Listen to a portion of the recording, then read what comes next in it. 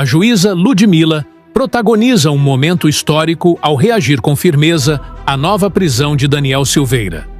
Em uma ação que repercute até nos Estados Unidos, ela desmonta a narrativa e expõe Alexandre de Moraes, acendendo debates sobre abusos de poder. Esse debate promete não apenas aumentar a tensão política, mas também chamar a atenção global para o que ocorre no Brasil. Ele ter chegado depois do horário estabelecido para o retorno dele, de 10 da noite às 6 da manhã, salvo engano. Então ele teve essa crise renal, salvo engano, de noite, já depois do horário que ele deveria estar em casa, foi ao médico. Obviamente não dá para você ali requerer uma decisão judicial, você é uma emergência médica, você tem que ir e comunica depois. Ele foi ao médico e chegou em casa 2 da manhã. E hoje já saiu a decisão nova de prisão. Falei, mas peraí, então realmente colocaram um capanga ali do lado, na porta dele, para saber o horário que ele chega, o horário que ele sai. Isso aí, pessoal, eu fui juíza de execução penal durante muitos e muitos anos. Então o que eu estou falando aqui não é de orelhada. Ninguém. O que eu estou falando aqui não é de orelhada. Ninguém, rigorosamente ninguém, nem os homicidas, traficantes, nada, ninguém recebe esse tratamento. Ninguém tem um capanga parado ali na sua porta, anotando na cadernetinha os seus horários. Não existe isso. Nem para os piores homicidas. Mas fizeram isso com o Daniel. Inclusive no TV Injustiça eu cheguei até a cantar pedra. É capaz de botar um capanga lá na porta dele. Mas o que acontece é o seguinte, até onde eu sei, o Daniel, ele mora na zona rural. Eu não sei exatamente quanto tempo da casa dele até o centro da cidade, onde tem o hospital. Mas pela minha experiência de pessoa que andou por aí por zona rural por muitos anos, juíza de cidade pequena, né, da zona rural muitas vezes dá 30, 40 minutos até o centro da cidade. Então você para isso, de repente para abastecer, para comprar uma água, alguma coisa assim. Passou lá a 1h30 que o Alexandre disse que ele estava na rua sem explicação.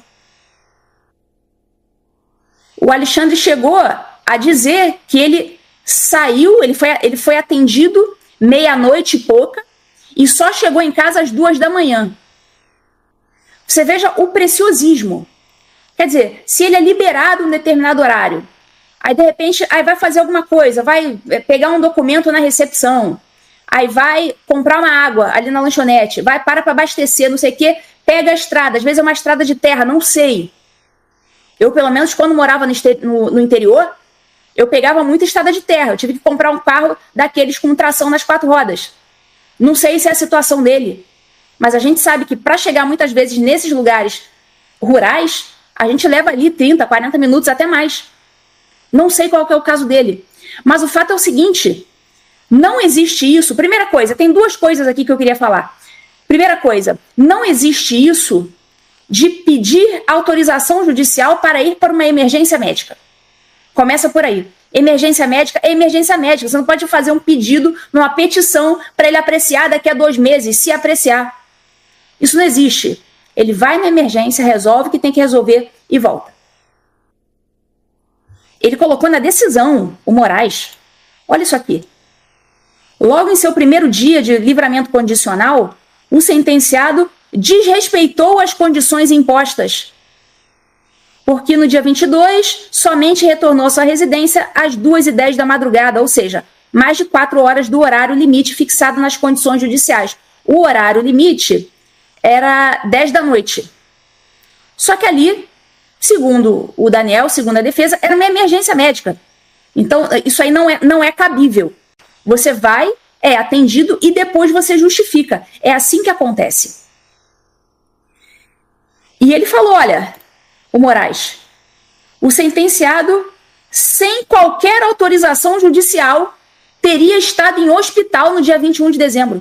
Quer dizer, o Moraes está dizendo aqui que para uma emergência médica, o Daniel teria que fazer uma petição em juízo. Quer dizer, se o Daniel passa mal ali de madrugada, o Moraes vai estar ali de prontidão para apreciar a petição dele? É claro que não, né? Vai deixar morrer igual deixou o Clezão. É isso que vai acontecer. Então, nesses casos, o apenado, ele faz o que tem que fazer e depois justifica para o juiz da execução. Que, inclusive, é o que diz na Lei de Execuções Penais, que eu vou colocar aqui para vocês verem que eu não estou mentindo. Isso não é delírio meu, está escrito aqui, olha, artigo 118 da Lei de Execuções Penais. A execução da pena fica sujeita à forma regressiva, ou seja, você pode regredir de regime, com a transferência para regimes mais rigorosos, ou seja, você pode ir do aberto para o semiaberto ou do semiaberto para o fechado, você pode regredir, portanto, quando o condenado, 1. Praticar fato definido como crime doloso ou falta grave. Nesse caso, o descumprimento das medidas cautelares impostas para o livramento condicional seria considerado o descumprimento uma falta grave. Só que olha o que está escrito lá no parágrafo 2º, lá embaixo, coloquei de vermelho. Nas hipóteses do inciso 1, ou seja, quando houver essa falta grave, deverá ser ouvido previamente o condenado. Então, o que era para o Moraes ter feito? Primeiro, que não era para o Daniel estar preso coisíssima nenhuma. Só estou dizendo aqui, por amor ao debate, para vocês saberem o absurdo de tudo. Tá, primeiro que não era para ele estar preso, não era para ele ter sofrido nada disso. Mas, enfim, vamos partir daqui. Tá, ele está preso, está cumprindo pena. Tá cumprindo medida cautelar. Era para ele ter sido intimado para justificar o que ocorreu. Aqui está dizendo, ó, ouvido previamente o condenado. Então, antes de dar a canetada, jogando o cara no calabouço novamente, era para ele ter intimado para explicações. Aí ele ia receber a explicação. Simples assim. Ele tinha que ser intimado previamente para se justificar e não sair tomando canetada assim. Não é prende e depois justifica. Não, primeiro intima para justificar. E depois ele vai analisar aquela justificativa para saber se ela procede, se ela é razoável ou se ela não é razoável. Mas tudo isso aqui que eu estou falando, pessoal, é óbvio, eu sempre faço esse disclaimer. É claro que eu estou falando do direito e o Brasil não tem mais direito. Mas é meu dever aqui aparecer, prestar mais uma vez a minha solidariedade ao Daniel, à doutora Paola, esposa dele, e dizer que eles estão sendo torturados. O que está acontecendo com Daniel Silveira é crime de tortura. Inclusive, ontem mesmo à noite, coincidentemente, eu dei uma aula do meu clube do livro chamado Ponerologia, Psicopatas no Poder. Uma aula de 2 horas. Eu tô com esse livro na cabeça porque eu dei aula ontem à noite sobre ele. Aí, quando eu acordo, eu vejo essa decisão. A primeira coisa que eu fiz foi remeter meu pensamento ao livro. Porque tem todos os requisitos ali da psicopatia. O Brasil está nas mãos de psicopatas. Bom, eu, apesar de tudo que está acontecendo, desejo um bom Natal para vocês. Eu certamente vou ter um bom Natal hoje, graças a Deus. Deus me preservou disso. Hoje eu estou a salvo aqui na América. Mas milhares de pessoas não estão.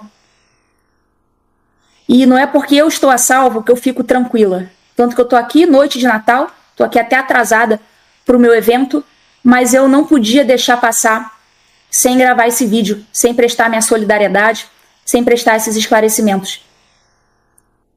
Bom, a vocês um bom Natal, apesar de tudo, e eu peço para que vocês rezem pelo Daniel, pela doutora Paola e pelo Brasil, para que Deus tenha misericórdia do nosso amigo Daniel Silveira e faça justiça quanto a Alexandre de Moraes.